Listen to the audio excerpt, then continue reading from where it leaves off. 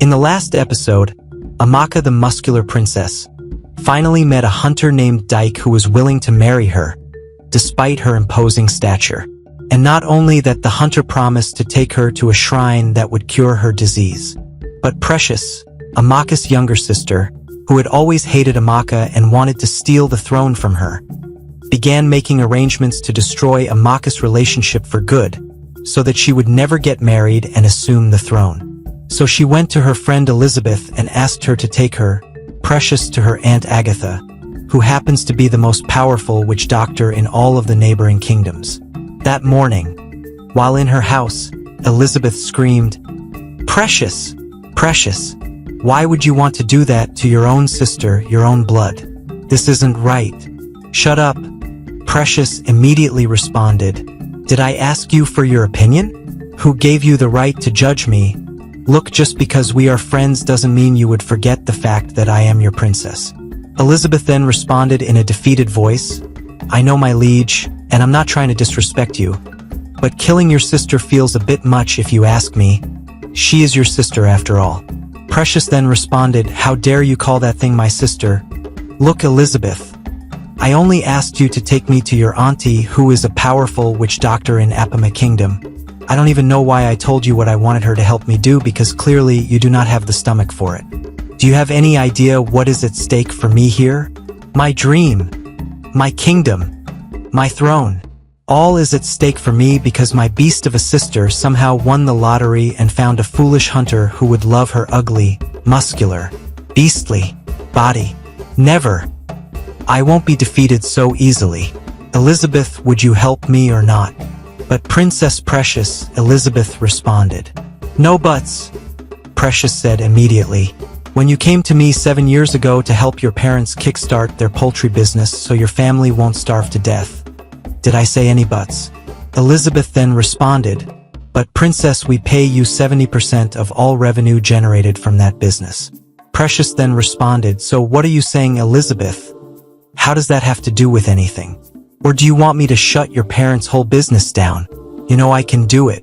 Elizabeth then responded immediately, "No, my liege, please don't. So would you take me to go see Agatha, your auntie, the most powerful witch doctor in all the 7 neighboring kingdoms?" Elizabeth then responded as she bowed her head, "Yes, my liege, I will." Later that day in the evening, Precious bribed some palace guards to escort her on a secret journey with Elizabeth. Elizabeth, Princess Precious, and 3 palace guards all embarked on a journey to Apama Kingdom to see Agatha. For Precious to ensure that no one associated with her father King David found out what she was doing, she decided they travel at night, through a secret bush part. As they were walking down this bush part, Elizabeth was lost in thought, contemplating the gravity of what she was helping Princess Precious to do. So she thought back to a time when everything made sense. You see, a long time ago, Elizabeth was once Amaka's best and only friend. This was when they were just little girls. Elizabeth was the only person Amaka used to talk to. They would just together, play together, and get in so much trouble when they were small. You see, the reason their friendship flourished was because Elizabeth never discriminated against Amaka's giant stature. And with all things being equal, it was as if their friendship would never end, because they were inseparable. So much so that some villagers even began thinking that King David had 3 daughters because of how frequently Elizabeth visited the royal palace to see Amaka. During this time, though, Precious, who always hated seeing her big sister Amaka happy, was infuriated by how happy and hopeful their friendship was making Amaka, because it endangered her ultimate plan of stealing the throne from Amaka. So she devised a wicked plan to destroy their friendship once and for all, and ensure Amaka's loneliness and misery. You see, at that time when Elizabeth was just a little girl, her family was struggling financially. Her whole family had just relocated away from their former village in Apama Kingdom, and they hurriedly came to King David's village without any of their belongings. They basically had to start life from scratch.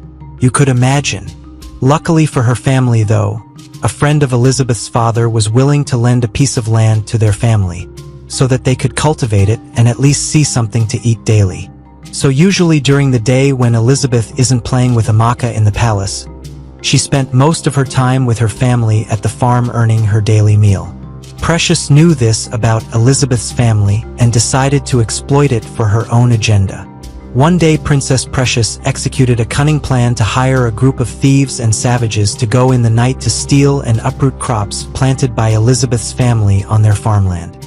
The first time this happened, it threw Elizabeth's family off balance, and within a month they were able to recuperate what they had lost from the thieves. But it took a ton of hard work.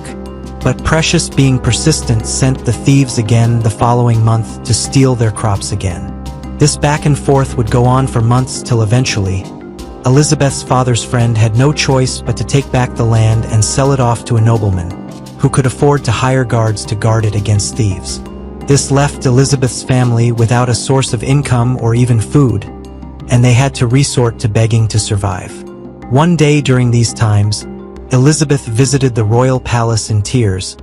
She was unbelievably hungry and tired because she had been begging all day without any luck. So she made up her mind to ask her friend Amaka for help. Even though she promised not to use their friendship to ask Amaka for royal favors because she was the crowned princess. When she arrived at the palace gates, she approached one of the guards and asked, "Please, noble guard, I am looking for Princess Amaka. I am her friend." "Friend?" The guard responded, "Princess Amaka doesn't have any friends, and certainly if she did it would not be the likes of you, a poor, dirty, hungry peasant." Elizabeth then immediately responded, "But it's true, I am her friend. I have been visiting this very palace for months now because me and Princess Amaka are friends. I have even seen you guards a couple of times when I used to come to visit her. Or is it you don't recognize me because I am so lean out of hunger? It's me, Elizabeth. Please let me and I have something to discuss with Princess Amaka." As soon as Elizabeth finished talking, the guard rubbed his head in remembrance. Oh, Elizabeth, that's right, Princess Amaka's only friend. Now you come. I now remember. Thank goodness, now can you let me in?" Elizabeth asked. Then the guard responded, "We the guards were given strict orders not to allow you anywhere near Princess Amaka, so step back before we strike you." "What? Why?" Elizabeth immediately exclaimed, "Whose orders, if I may ask?" "Well, Princess Amaka's orders, of course.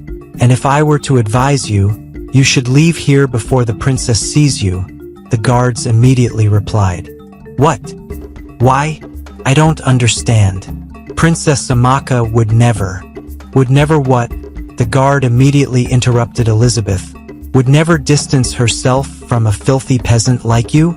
"Oh please, peasant, who by the way just wants to get her filthy hands on some of her royal wealth." Elizabeth then responded, "What do you mean? How?" "Shush your mouth, child," the guard screamed. Elizabeth immediately kept quiet in fear. "That's right, we know why you are here, so you can save the bullshit. Everyone and their mothers have heard the series of misfortune that has befallen your family. And so has Princess Amaka. She saw how pathetic and inferior your family had become now that you guys have no farmland to cultivate, and she wants nothing to do with you anymore." As soon as Elizabeth heard this, she fell to her knees in tears and heartbreak, refusing to accept what the guards were telling her. "That's a lie. Amaka would never do that to me," Elizabeth said. The guard then responded, "Who did you think told us to tell you this? Look, we are just messengers and an extension of the will of the royal family." As Elizabeth heard this, she busted out in loud tears. This is when the guards now physically grabbed her and were about to throw her out of the palace gates because she was making a nuisance. Not until Princess Precious conveniently walked out the gate with her entourage. Immediately Princess Precious arrived, she immediately reprimanded the guards. "Stop! Stop!" I said. "Do you know who you want to throw out of the palace? That is Elizabeth, Princess Amaka's most beloved friend." Immediately the guards heard Princess Precious's voice. They were gripped with fear and they immediately stopped manhandling Elizabeth. One of the guards then responded to Princess Precious. "But your grace, we were under strict orders not to allow this maiden into the palace." Precious then immediately responded, "Under strict orders from who?" The guard then fiercely looked into the eyes of the princess in solidarity and responded, "Under strict orders from Princess Amaka, Your Majesty." As Elizabeth witnessed the guard repeat that statement in front of Princess Precious, that Amaka actually ordered her not to be let into the palace because of her family's current predicament. Her eyes sunk in with the feeling of betrayal and despair. She couldn't believe Amaka would do that to her because of her family's current condition. If only she knew what was really going on. While Elizabeth was lost in thought, contemplating everything she thought she knew, Precious shook her body to snap her out of it. "Elizabeth, Elizabeth, are you all right?" Precious desperately asked as she shook her body. Eventually, Elizabeth came through and began sobbing while she responded to Princess Precious. "Yes. Princess, I'm fine, thank you for checking on me. Of course, I'm glad you are fine." Precious responded to Elizabeth, then said to the guards, "I don't care what my big sister Princess Amaka said. Elizabeth is like family to us. She can enter the royal palace anytime she pleases. Now Elizabeth, what is it you were seeking when you came here? Let me see if I can help." Precious asked Elizabeth. Elizabeth then responded in a shy tone, "Well, I actually came here to ask Amaka for a risky favor. I know it's not a secret that my family is now infamously known for striking bad luck with our former farmland, and how since then we have been plunged into creeping poverty and hunger. Ever since then, Precious, I haven't been able to eat 3 square meals a day. In fact, I barely see food to eat once a day, and my slim and skinny appearance is a testament to this.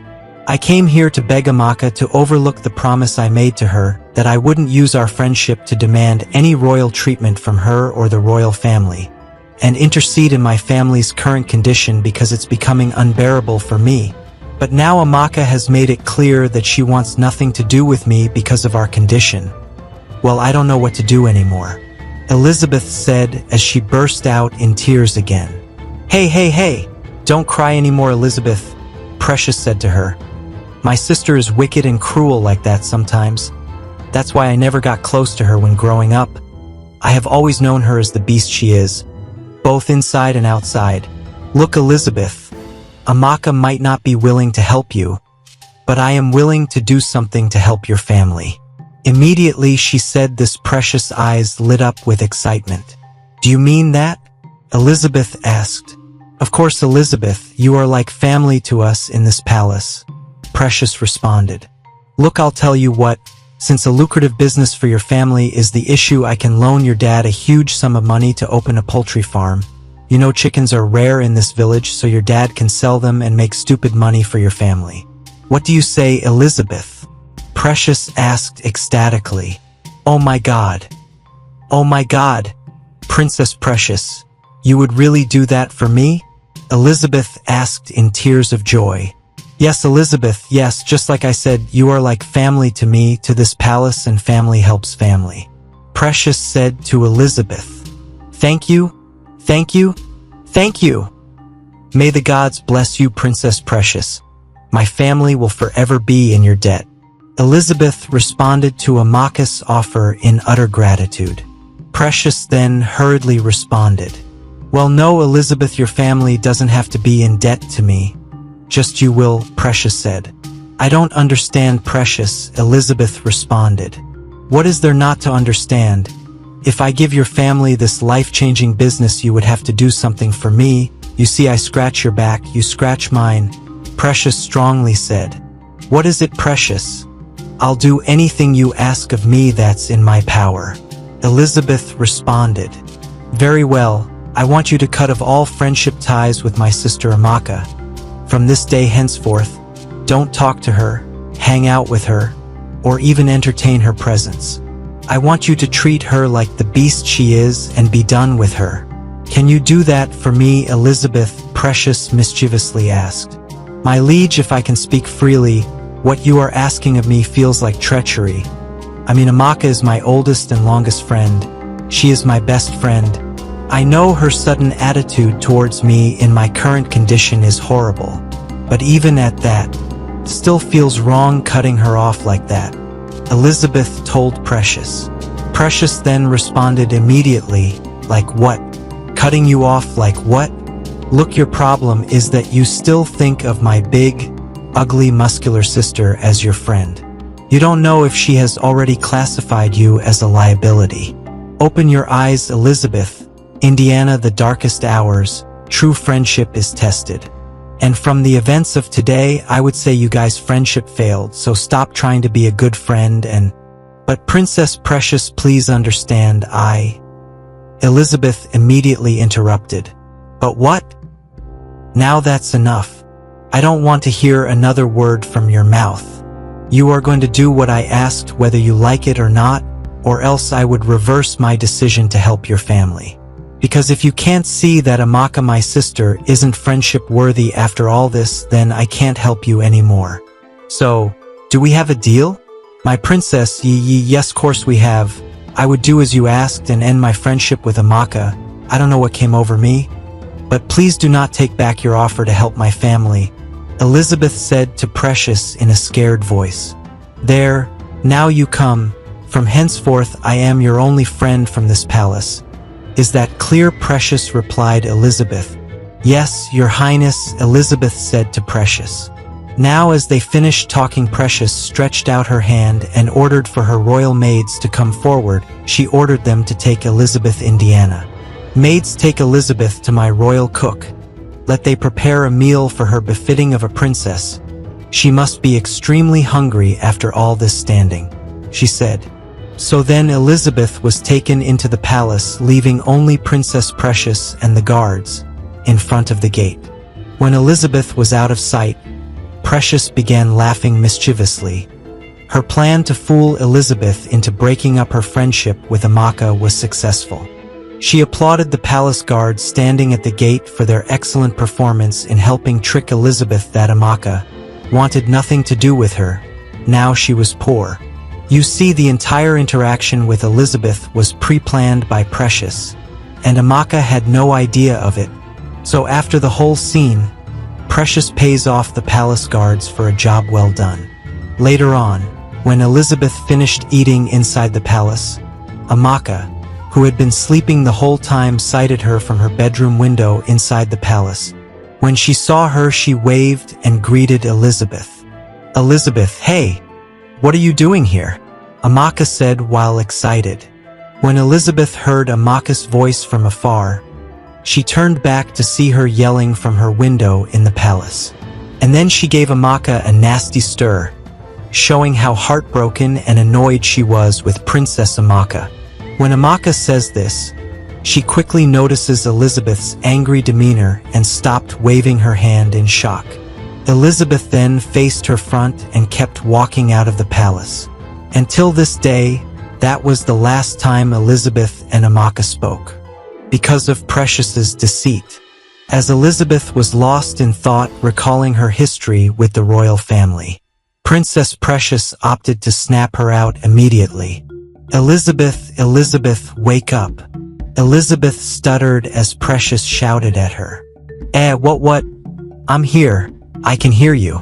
She responded. Ah, finally, you are back from Wonderland. I have been calling your name for over 10 minutes. What are you thinking of, by the way? Don't you know that we are approaching the most dangerous side of the secret bush part? Get your head straight, this part is said to be filled with vicious wolves. So Elizabeth apologized to Precious and stopped daydreaming so that she could focus. They would continue their journey for hours in the night, navigating the bush part and moving as quietly as they approached the den of the wolves. But suddenly it happened. The time was exactly 2:46 a.m. and they were just at the doorstep of the wolf den, when Precious accidentally tripped on a creeping branch and made a loud noise. Immediately after this happened, the guards, Elizabeth, and Precious all stopped moving to see if the noise alerted any wolves of their presence. They waited for about 30 seconds. Then Precious began speaking. Let's start moving, please. I don't think any wolves heard us. And please, I want to reach Apama before 6 a.m. As she said this, she took the first step forward, and then a group of powerful wolves surrounded her and started barking loudly. Help! Help me! Please, Precious exclaimed. As the wolves approached her, one of the guards summoned the courage to grab a broken branch and rush toward the wolves. He then pushed Precious to a safe distance away from the wolves and began waving the branch at the wild animals so that their focus would now be on him. As he did this, the remainder of the crew, including Precious, drew back out of fear of the wolves. Only the brave guard was left with the wolves, to face them alone. Initially, he was able to scare the wolves back with his branch waving, but eventually he grew weak, and the wolves were relentlessly waiting for him to show any weakness. When the guard realized he couldn't hold them back any longer, he began screaming, help me, please. If you all grab a branch and charge at the wolves like I did, we have a good chance of scaring them away." As he said this, the wolves began coming closer to him as his hand grew very tired. Elizabeth immediately said, "Common, everyone grab a branch, let's help him before it's too late." All the remaining guards did as she said and grabbed a branch ready to charge at the wolves to save the one guard. Except for Precious though, she was gripped with fear, and as she saw the whole crew was about to charge toward the wolves, she shouted, "Stop! You all should stop." They all stopped immediately and asked Precious why. She then began talking. "Are you all foolish? If we all go, there is a good chance none of us would survive this, so just stop and think for a second before charging in heroism. But what about the trapped guard? If we waste too much time, he would be done for." Elizabeth replied, "Precious. If the wolves get him, then so be it," Precious replied. Elizabeth's face was gripped with shock. She now said out of instant anger, "But Princess, he is the one who just saved you. How can you now start saying this when he is the one in trouble?" Precious immediately responded, "Shut up, shut up.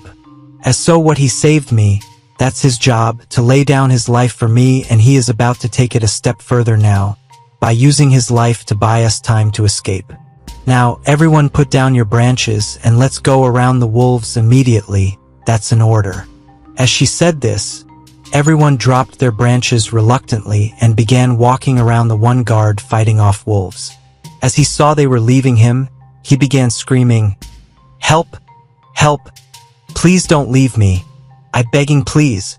With tears in his eyes, he grew ever tired of waving his branch.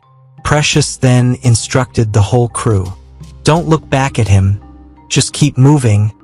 We still have some distance to cover before we arrive at Apama." So everyone except Precious hid their face in shame from looking at the helpless guard. And as they were walking, they gradually began hearing the wolves devour him. Their hearts were gripped with horror as they spent over an hour listening to the cries of a dying man who was getting devoured by wolves. The night was like it would never end. But in time, the guard gave in to the strength of the wolves and his life left his body.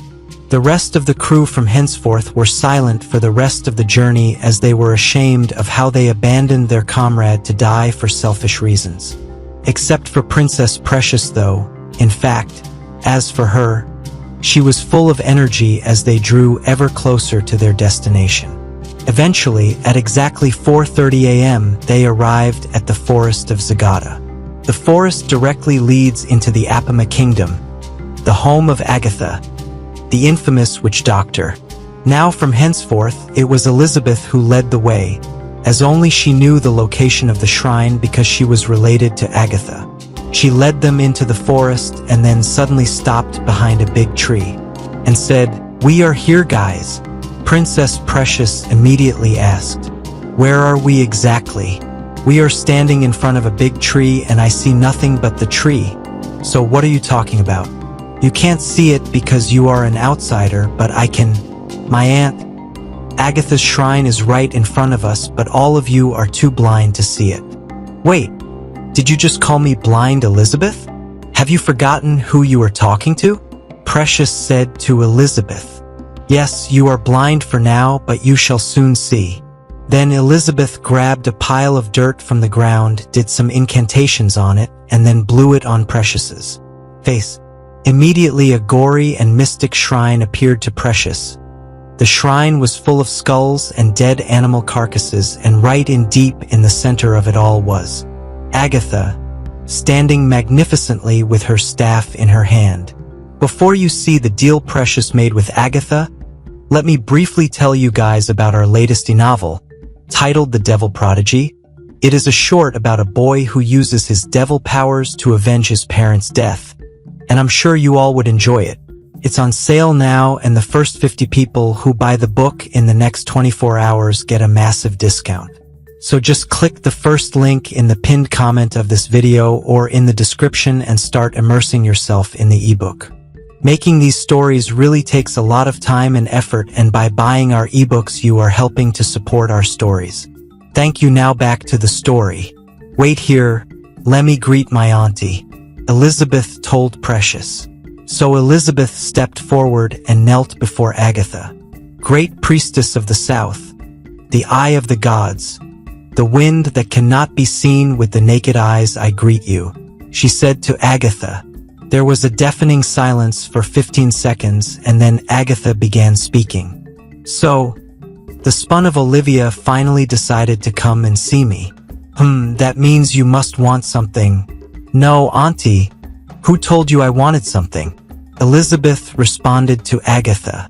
Your mother hasn't contacted me in over 15 years. Agatha angrily said. So of course you would only come to me when you want something. Do you want to trick the great Agatha? No, auntie.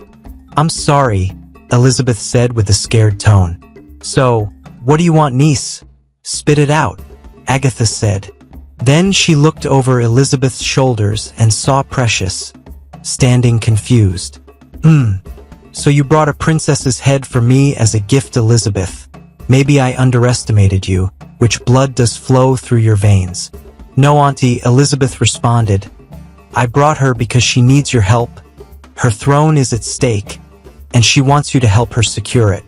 Oh really, said Agatha, and what do I get in return? Then from the back, Precious shouted. Anything! Eye of the gods, I would give you anything. Please, my kingdom is in danger. My useless beast of a sister wants to snatch it from me, and I can't let her, Precious said as she walked closer to the shrine. Agatha then responded. Very well, princess, follow me. You too, Elizabeth. So Agatha took both Elizabeth and Precious inside her inner chambers in the shrine, and they all sat. Agatha then asked Precious, how exactly do you want me to help you, Precious? You say this sister of yours is causing you trouble. Do you want me to eliminate her? Yes, priestess, that's exactly what I want you to do. I want her to sleep and never wake up again. Can you do that for me? Precious said. Agatha then replied. What you are asking is a tough one. Your sister Amaka is of royal blood, and for that reason she is protected by the gods. To force the gods' hands away from her, so I can strike her dead, you would need to make a big sacrifice. Precious immediately responded. I am ready to make any sacrifice, great one. Very well, if I start the ritual, you must promise to bring the heads of 12 virgins in a span of 2 days, or else you yourself would die, Agatha said. Precious then responded in a scared tone. But great one, what you are asking of me is too great. 12 human heads, and not just ordinary heads, that of virgins. How am I to find this type of people amongst my subjects, more or less even kill them in a span of 2 days? She lamented. Well, Princess Precious, you should have thought about that before coming all this way to my shrine. Now that young guard's life you sacrificed to the wolves would amount to nothing, Agatha told Precious. After Agatha spoke, Precious became silent as she was lost in thought, contemplating whether or not she should risk commencing the ritual with the possibility of dying after 2 days if she failed to bring the heads. Is this how I lose my dreams? Is this how my story ends? Curse you, Amaka! Why did you have to find a husband? Why does Daddy tolerate your inadequacies so much? So this was all for nothing. So she thought to herself. Then all of a sudden Elizabeth began talking in a loud tone. And no, auntie, you are wrong. This can't all be for nothing, and that guard didn't die in vain. Precious, I have an alternative idea that can enable you to achieve your goal without risking death. Elizabeth said. Well, go ahead, spit it out, I'm all ears. Precious responded. Elizabeth then continued. Great Agatha, you said that killing someone of royal blood is difficult because the hands of the gods are heavily protecting their lives. Well, what if we don't kill Amaka at all? What if instead you perform a ritual that turns the heart of King David against his daughter Amaka? He would develop a deep hatred for her, and then you'll make him completely subservient to Precious, so that if she asks for anything she wants, like say to become his heir, he would gladly do it for her. This way no royal blood is spilled and Princess Precious can go ahead and achieve her goal of becoming the next ruler of our kingdom. After Elizabeth finished speaking, Precious was in awe of Elizabeth's brilliant alternative plan, and she supported and asked Agatha if it could be done. Agatha then responded, Elizabeth, this your dubious plan, I have to say I am impressed. I always associated my sister, your mother's family, with cowardice. But you might be the exception, she said to Elizabeth, then turned and faced Precious. Yes, Princess, this plan, it can be done, and the ritual, the sacrifice required for it is quite simple. To bend the heart of the king and sway it in your favor. You would need to bring me 2 human heads within a span of 24 hours immediately after I commence the ritual, or else you yourself, Princess Precious, would run mad. Elizabeth immediately responded to Agatha. What? I thought you said the sacrifice is easier. How is bringing 2 human heads in the span of 24 hours easier than the last sacrifice? Auntie, please, these conditions are too harsh, I don't think. Before Elizabeth could finish speaking, Precious, who had been considering what Agatha demanded with her head facing downwards and an evil smirk on her face, immediately interrupted. Elizabeth, shut up your mouth, let me talk to Agatha. Elizabeth would immediately obey and shut her mouth. Then Precious continued. Great one, you said you needed 2 human heads, right? And this time it doesn't matter whether they are virgins or not. Precious asked. That is correct, Agatha responded. Then Precious then continued. These humans that would be sacrificed, must it be us that would kill them? Can we just lure them into your shrine, and then you would do the killing and take what you want? Precious asked. Very well, yes. If you can lure them here, Princess, then I would do the dirty work for you since you are too scared to do it yourself. Agatha responded. Very well, great one. There are 2 guards outside that escorted us to your shrine. I want to use them for this sacrifice and be done with it, Precious said. As soon as Elizabeth heard what she said, her eyes sank and she was overwhelmed with great fear. How can you do that to those guards? These are the same guards who were willing to give up their lives to protect you on this journey. How can you betray them like that? Elizabeth screamed. Shut up your mouth, Elizabeth. I do not need your opinion on this issue. I have made my choice. Those guards are my subjects. Thus their lives belong to me, and I would use them however I see fit, Precious said to Elizabeth. Elizabeth then responded. If that is how you really feel about your subjects, then maybe your father is right. You don't deserve to rule our kingdom. Immediately Precious got enraged. Agatha, bind Elizabeth's mouth, hands and legs. It is I who asked for this ritual, not her. So I don't want her interfering, as I bring you the sacrifices, Precious told Agatha. Very well, Agatha responded and cast a spell, binding Elizabeth's mouth and limbs. Precious would then go outside the shrine and lured the 2 guards standing watch inside the shrine. And as the guards step in, Agatha ambushed them both with devilish speed, using a ritual dagger to slit their throats. Immediately the life in them began fading as they gasped for air with their wounded necks. Their eyes, Elizabeth, who glanced at the guards while blinded, could see the feeling of sadness and betrayal in their eyes, the same way she felt when she heard the news that Amaka wanted nothing to do with her after her family was driven to poverty.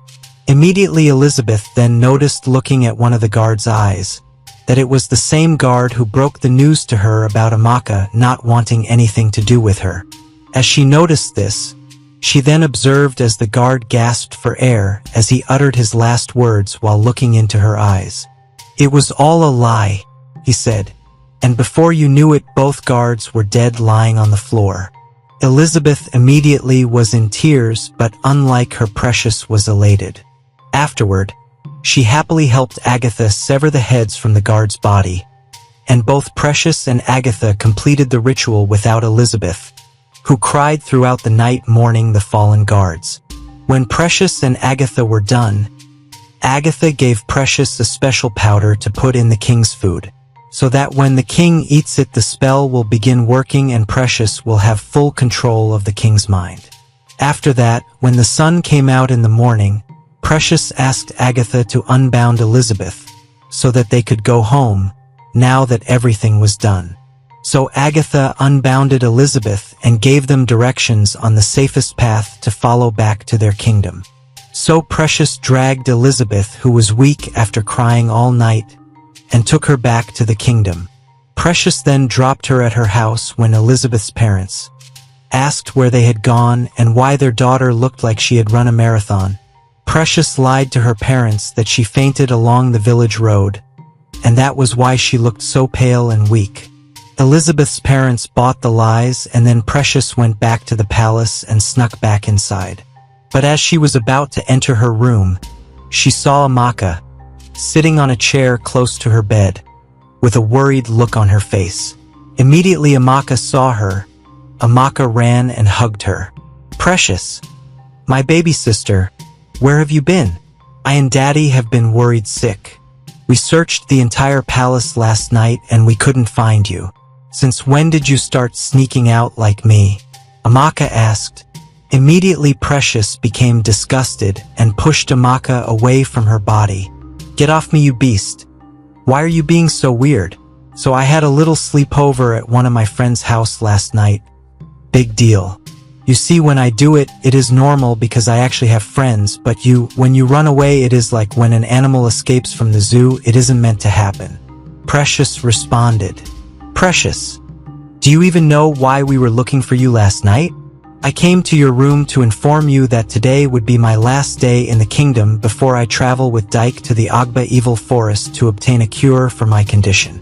And I wanted to tell you that I don't know how long I will be gone, but during this time I will miss you a lot. So stop being mean to me, we always fight. And now things are finally working out in my life. I want us to bury the hatchet and treat each other with sister love from henceforth." Amaka said to Precious as she was almost in tears. Precious then responded almost immediately. "Oh, please save the theatrics. Look, Amaka, I see you for who you truly are, always have and I always will. And what you are is just a big, ugly, muscular stumbling block preventing me from achieving my destiny. You think I don't know that you are probably laughing inside your heart right now, knowing that you now have a suitor and now can inherit the throne, stealing it from me. Oh, I know, and don't you worry, this your brief glimpse of victory is about to be cut short. I'll make sure of it, you have my word. Now, get out of my room." Immediately, after she said this, Amaka burst out in tears. "It's not fair. It's not fair how you treat me. Whatever have I done to you? And what is all this about stealing the throne from you? You've always picked on me ever since we were kids. And up until now, you've never said why. So this is the reason you want Daddy's throne. But you know fully well that it is customary for the first daughter to inherit it. You say I am stealing it from you like I have a choice. Well, Precious, I don't have a choice. That is why I have spent the majority of my life trying to show everyone that I am worthy of that throne. Even though I never wanted it. It's because unlike you, I think of the greater good and not just myself. I came to you so that we could bury the hatchet, but now it has occurred to me that you will always hate me no matter what I do, so from henceforth I will stop trying," Amaka said to Precious. After Amaka finished talking, she walked out of Precious's room in tears. Now later that morning, Precious went to the king's chambers to report where she had been the past day and why some of the palace guards were missing. When she arrived at the king's chambers, she peeped through the door and saw King David, sitting alone on his throne. She walked in and greeted me. "Daddy, good morning. May your days be long." "What is good about the morning?" King David responded. "One of my daughters mysteriously disappeared with some of my palace guards and didn't even leave a hint of her whereabouts. Precious, my daughter, don't you know that I wasn't able to sleep last night because I was worried sick for your safety?" King David said to Precious. "Sorry, Dad, but don't make a big deal out of it. I just went to sleep over at one of my friends and that's all.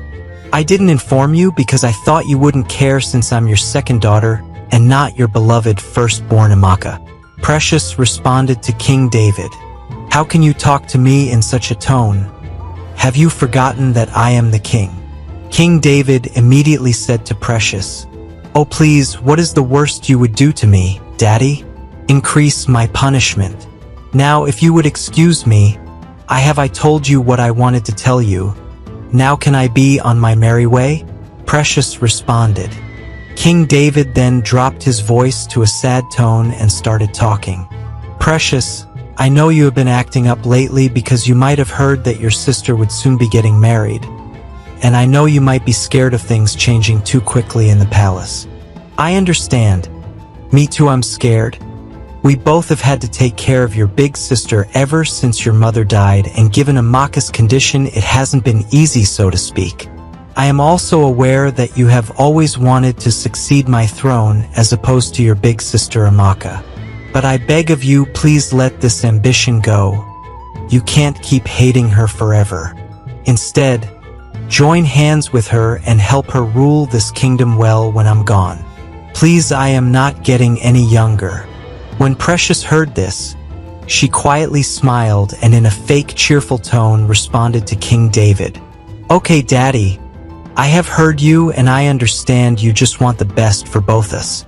I promise from henceforth I will make things right with my sister and try my best to make you happy. Is that okay?" "Oh, Precious, that would be wonderful. I'm so glad you have finally come to your senses. In fact, I am lifting the punishment I gave you prior. I think you have earned as much," King David said. "Oh really? Thank you, Daddy. And in that case, allow me to make one last farewell dinner for Amaka so that we can all sit down and eat as a family one last time before she embarks on her journey," Precious asked King David. King David then paused for a while contemplating Amaka's offer. But they agreed. "Oh, why not? Please go ahead and make the dinner so that we can get this happy family back on track," King David said ignorantly. Precious then responded, "Of course, Daddy," and left his presents back to her room. If only King David knew what he had agreed to. Later that day in the night, Precious had prepared for the family a last supper. It was a fried rice and chicken combo, and Precious made sure that all the chicken used were double seasoned and extra spicy. When she had finished preparing the meal, she sent some servants to alert the king and Amaka that dinner was ready. When King David heard from the servants, he was elated and surprised that Precious actually went through with what she told him. The person who was most shocked, though, was Amaka. When the servants informed her of the last supper Precious had prepared, she asked in a surprised tone, "Precious, my younger sister, prepare a send-off supper for me? What is she up to now? I won't believe it until I see it." So Amaka reluctantly prepared and went to the royal dining room, only to see that indeed Precious did prepare dinner for the family. And it was rice and chicken, her favorite. Amaka, in a confused state, went ahead to sit down on the table. She helped herself to some rice and chicken. But before she started eating, she said to Precious, "Precious, this is all lovely, but I can't help to wonder why. Earlier today when I came to your room, you almost bit my head off, and now you are cooking a world-class dinner as a farewell package for me before I embark on my journey with my fiancé. I'm sorry, but I'm finding it difficult to buy this your sudden transformation." Precious then replied to her, "Well, what can I say? After you left my room, I had time to think about what you said, And Daddy also said something to me in his chambers that really spoke to my heart. You both are right, I think it's time to bury the hatchet. Amaka, you are my big sister and I love you. I'm happy you are getting married and it would be my pleasure to support you when you ascend the throne. Please forgive me for all the pain I have caused you over the years. I was wrong and selfish. Now I see the error in my ways. So please eat this farewell dinner as a gesture showing my love for you. Precious decidedly said. As soon as she said this, Amaka's eyes were filled with a great relief. She immediately replied, Precious. Precious. This is so wonderful. You are finally coming around. And yes, of course I forgive. Now let's eat this dinner and drink wine as a commemoration of a new era in our family. So King David, Precious, and Amaka all ate food in just that night. They all shared laughs and compliments throughout the night. But suddenly something happened that hinted at the fact that Precious had been pretending this whole time. You see, while they were eating, King David jokingly stated that Precious used a foreign chicken while cooking because it tasted very different from the chicken he usually eats. After he made this comment, Amaka tried to reach over the table to have a piece of the chicken to know what was so special about it. But Precious knocked her stretched hand down, preventing her from doing so. Amaka then asked, Precious, why would you hit me like that? I thought we were now friends. What is the big deal? Precious then replied in a paranoid voice, well, I made both of your chickens special for each of you, so I don't want any person tasting each other's food. Okay? Amaka said her, okay, geez, but it's just food after all. Yeah, well, it means a lot to me, so please respect my decision. Precious replied, Amaka, okay, I won't eat Daddy's chicken. Amaka eventually agreed. Little did she know that Precious was lying to them. The real reason for not allowing her to taste their dad, King David's food, was that Precious had spiked his food with the charm Agatha had given her. And she knows if Amaka should join King David in eating his food, the charm might be rendered ineffective. And she staged the whole dinner, and her redemption arc, all as a ploy to trick her already suspicious dad into eating her food unsuspectingly. And it worked. After King David had finished eating his food, he was struck with a great sleep, as if he was coming down with something, as the charm had begun taking effect on his body. Precious noticed this and smiled mischievously, knowing that her plan had finally come to fruition. So she pretended to be concerned and escorted King David to his bedroom. When she got there, she helped her dad get on the bed and tucked him in, and as he was about to sleep, she whispered in his ears, Sleep freely now, Daddy, for tomorrow you will be my slave. And then she kissed his forehead. The following morning, Amaka woke up early to prepare the royal guards that would be escorting her and Dyke on their quest to the Agba evil forest. After she had finished preparing, she waited earnestly for her dad to see her off from the palace, but he was nowhere to be found, and so was Precious. So as Amaka was about to send one of the servants to go check on the king, Precious came out immediately to see her off, stopping the servant and telling Amaka that their father was still sleeping. Amaka, beloved sister, our dear old daddy is still sleeping, but you can be on your way now. I will send your regards to Daddy when he wakes up. Okay, Amaka responded. Tell him I love him. And oh Precious, I'm gonna miss you both. Amaka said. Don't worry, big sister. We will see each other sooner than you think. Precious responded with a sinister voice. After their brief conversation, Amaka left with her entourage to go pick up the Dyke at his house. When she got there, he was already set, and then he joined her immediately as they began heading towards the evil forest. Meanwhile, back at the palace, Princess Amaka was plotting her coup. Shortly after she had finished talking to Amaka, she went back to King David's room, where she found him kneeling down like she had instructed him to do. You see, earlier in the morning, even before Amaka woke up, Precious had gone to King David's room to test whether the charm he ate last night was now affected. And to her greatest surprise, it was not only effective, but it exceeded her expectations. Not only did the king develop a burning hatred for Amaka, but Precious now had complete control of the king's mind. So that morning, to test her new powers over King David, she instructed him to kneel down and stay put in his room, so that Amaka wouldn't suspect a thing. But now that Amaka had left, she came to him and commanded him to carry out a mission. So when she came back to the room, she saw him kneeling and began talking. "Rise, father, for now is the time to strike. Your daughter Amaka has left your palace without informing you. She has ran away with that bastard hunter Dyke, and she wishes to go to the Agba evil forest to acquire a power that would allow her to strike you dead. She is a traitor, always has and always will be. You can't let her win. Rise now and alert your Ashamaris. Send them to go and arrest the traitor and secure your throne." Precious whispered to King David's ears. As soon as King David heard Precious' commands, he quickly commanded one of the servants passing. "Servant, go alert the Ashamaris. Tell them their king has a mission for them, and inform them that it is a matter of life and death." So quickly the servant ran and delivered the message to the Ashamaris, informing them of exactly what the king had asked him to say.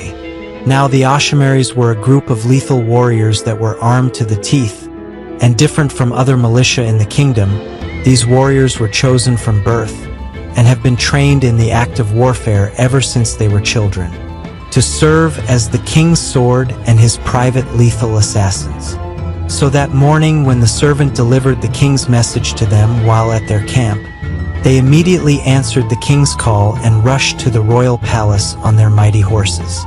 When they arrived, the king immediately instructed them to go after Princess Amaka and arrest her before she got too far. He also instructed them to kill anybody she was with. So immediately the Ashamaris obeyed the king's command and began their hunt for Princess Amaka. As they left, Precious, who was observing the king briefing the warriors from her window in the palace, smiled because her plans were being carried out exactly as she wanted.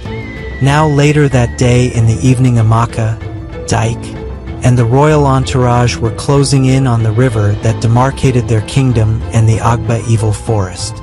But just when they were about to reach it, they heard the noise of several horses closing in on them. At first, Amaka told the guards with her to ignore it and keep moving forward. But when she saw the warriors on the horses were honing in on their specific direction, she asked her guards, including Dyke, to arm themselves and prepare for anything. The warriors drew closer to them and eventually surrounded them with their horses because they were more in number than Amaka's entourage. But suddenly Amaka noticed the upside-down skull emblem on their armor, and she quickly recognized that it was the symbol of the great Oshamari warriors. So Amaka then began speaking in their presence. "Great Oshamari warriors, the lions of the south, why are you ambushing your crowned princess?" The leader of the Ashamaris then responded to Amaka, "Princess Amaka, by order of King David, you are under arrest for treason against your kingdom." "What are you talking about? I didn't commit any treasonable act against my kingdom, and what you're saying is obviously bullshit, cause my dad would never arrest me." Amaka immediately responded to them. She then turned to the guards that were with her and ordered them, "Royal guards, subdue this impostor," she commanded. In a matter of seconds, the Oshamari warriors and her royal guards engaged in an epic battle. But as quickly as the battle began, it ended as quick as the Ashamaris wasted no time in slaying all the royal guards that attacked them in just a few minutes, showing clearly how powerful and terrifying they are, leaving only Dyke and Princess Amaka alive. As Amaka saw the deceased bodies of her slain guards, she was driven to a pang of great sadness and anger, and in that moment her mind went blank. All she could think, see, and feel was rage. So with her muscular physique and unnatural strength, she charged at the Ashamaris to avenge her fallen guards. Thank you for watching. If you made it to the end of part 2 of this thrilling story, then all I can say is congratulations and thank you. These videos really take a lot of time to make, but you guys' support really keep me going. If you would like me to make a part 3 and continue this saga, comment part 3 in the comments below and share this video with your friends and family. Also, like and subscribe to the channel so that you'll be the first to be notified when I drop a new video. Thanks for watching again, and please do have a lovely day.